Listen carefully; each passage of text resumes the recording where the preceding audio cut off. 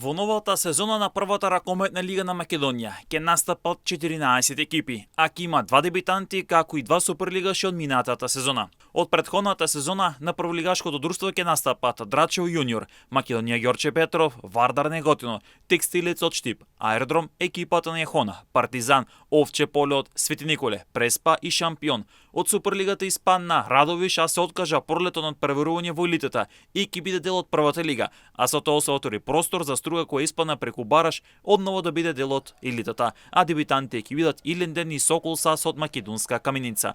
Токму во Македонска Каменица ќе се игра прволигашки ракомет во сениорска конкуренција, со што продолжува успешната спортска приказна на малото рударско градче со застапување на речиси сите спортови. Од минатата сезона место во Суперлигата обезбедија шампионот Мултиесенс кој се врати во елитата, а по неколку години во елитата се врати и младост од Богданци преку Бара соволтувајќи ја Струга.